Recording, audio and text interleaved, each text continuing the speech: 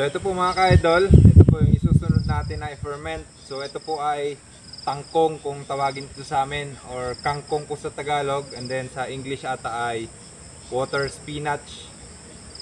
So ayan. Yan, marami po dyan. Ito po ay lumang palayan. So let's go.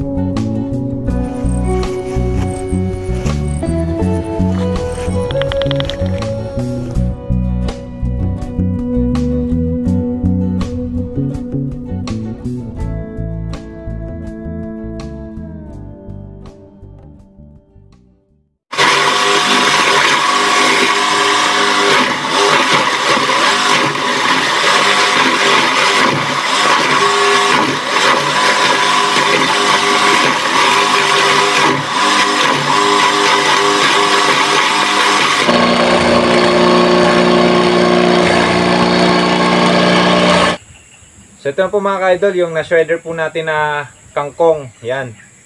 Pinong-pino po siya, para na siyang paste sa sobrang pino.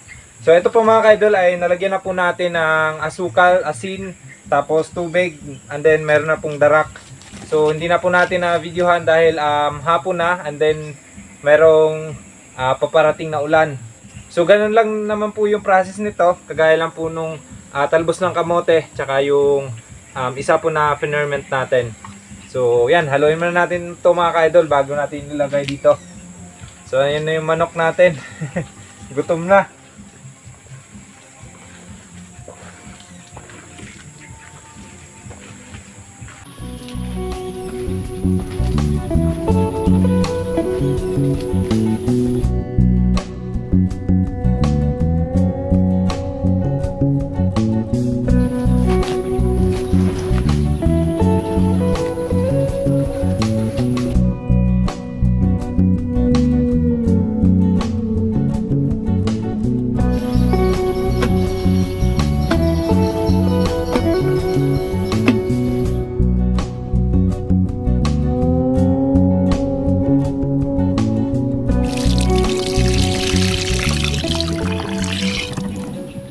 At syempre po mga ka-idol, hindi po mawawala yung Madre de Agua. So ito na po, napaka tataba na po ng ating Madre de Agua. So mga 2 months na po itong hindi na kuhanan ng mga dahon.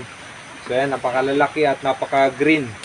So ito po yung i-ferment naman natin ngayon. So tara, samahan nyo po ako. Ano? Ang laki ng dahon.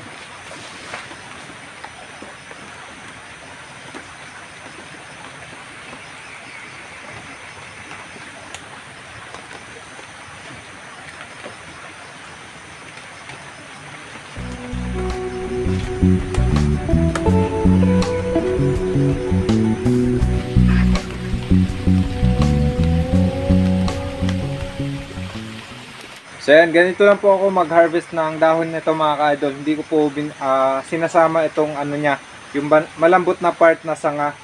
Dahil pag kinuha ko po yan ay matagal po siyang magdahon ulit, para nasasaktan po yung ating Madre de Agua. So ganyan lang po yung ginagawa ko.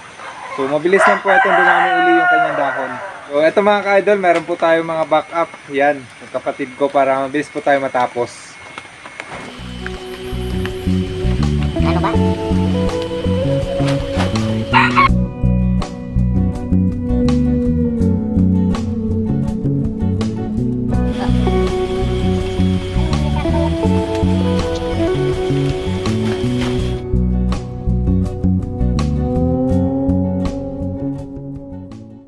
So ito na po lahat mga ka-idol, yung aming na-harvest na Madre de Agua. So ang gagawin po natin ngayon ay hugasan po natin siya para matanggal po yung mga insekto, and then yung mga alikabok-alikabok na nakadikit po dito sa mga dahon. So ito po yung ating tubig. Dito po tayo sa ating farm maglilinis nito dahil malakas po yung tubig. Yan o.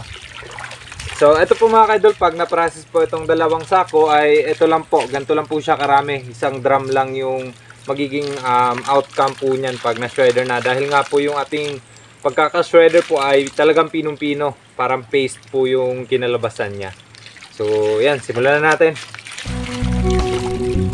Yan o, yung mga alikabok.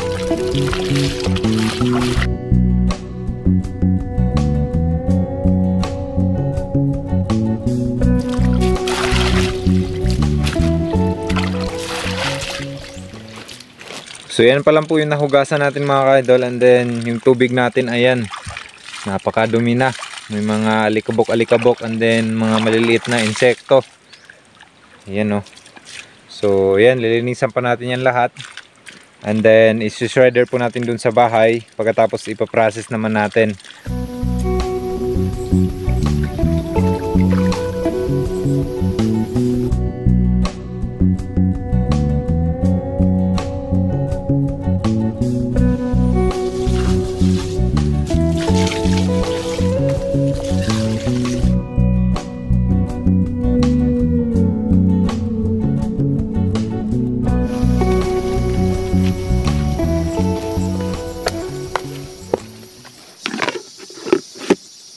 So ito na po lahat mga ka-idol, yung ating na-ferment. So ito pong una, yung pong banana trunk o puno ng saging. Ito naman pangalawa, yun po yung talbos ng kamote. And then ito pangatlo ay kangkong.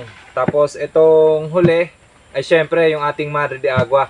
So dapat mga ka-idol ay 5 po ito sana. 5 ferment po sana ipapakita ko sa inyo. Kaso nga lang kulang po itong ating lagayan. So ang pang-5 po sana, ayun po ating na-peer. So nag-ferment na rin po tayo nung nakaraan. Di ko lang sure kung nasama po ba yun sa ating vlog. So, ayan mga ka-idol. So, tsaka na natin to bubuksan pag mag-harvest na po tayo. So, ayan po mga ka-idol. Hanggang dito na lang po. Maraming salamat po sa inyong panonood. Belated Merry Christmas po sa inyong lahat. And advance Happy New Year.